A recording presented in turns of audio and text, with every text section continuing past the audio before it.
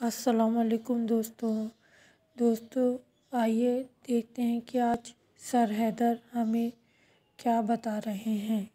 السلام علیکم دوستوں آج بچوں کی چھٹی تھی تو میں نے سوچا کہ میں آپ کو امام زمانہ کا ایک واقعہ سناؤں۔ دوستوں، ایک عالم دین اپنا واقعہ بیان کرتے ہیں، کہتے ہیں کہ میں نے خواب میں دیکھا کہ میں مکے میں ہوں، طواف کر رہا ہوں۔ 7ویں چکر کے بعد جب میں حجر اسود پر پہنچا تو حجر اسود کو میں نے بوسہ دیا اور وہ دعائیں میں پڑھنے لگا جو حجر اسود کو بوسہ دیتے وقت پڑھی جاتی ہیں۔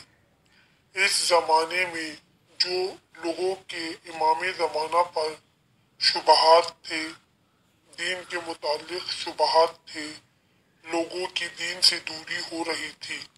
میں بہت غمگین تھا اور لوگ امام زمانہ سے بھی ایک لحاظ سے غافل تھے۔ میں سخت افسردہ تھا۔ اپنی اس کیفیت پر اچانک میں نے نگاہ اٹھا کر دیکھا کہ میرا مولا صحن کعبہ میں موجود ہے اور فرماتے ہیں۔ امام علیہ السلام نے ایک نگاہ مجھ پر ڈالی، میری ساری کیفیت کو پہچان گئے۔ میں ان کے قریب گیا، امام کو سلام کیا۔ امام نے سلام کا جواب دیا، تم غیبت سے متعلق کوئی کتاب کیوں نہیں تحریر کرتے تاکہ تمہارے دل کا غم دور ہو جائے؟ دل میں قوم کا غم تھا، اصلاح کی خواہش تھی، دنیاوی مشکلات تو شیخ صدیقی کی ابھی کم نہیں تھی۔ اسی طرح اور اسی مشن کا احساس ان کے دل میں تھا تو انہوں نے عرض کیا، یا ابن رسول اللہ امام زمانہ علیہ السلام، غیبت کے موضوع پر تو میں نے بہت سی کتابیں لکھ چکا ہوں۔ فرمایا، میرا مقصد یہ نہیں تھا، بلکہ میں چاہتا ہوں تم ایسی کتاب لکھو جس میں گزشتہ تمام انبیاء کی غیبت کا تذکرہ ہو۔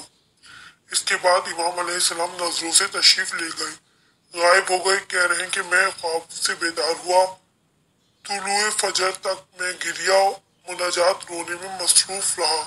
اس کے بعد اس صبح سے میں نے ایک کتاب لکھنے کا آغاز کر دیا جو امام زمانہ کی ہدایت تھی، امام زمانہ کی غیبت کے متعلق، اور پھر کمال دین اور تمام نعمات سے متعلق انہوں نے کتاب لکھی۔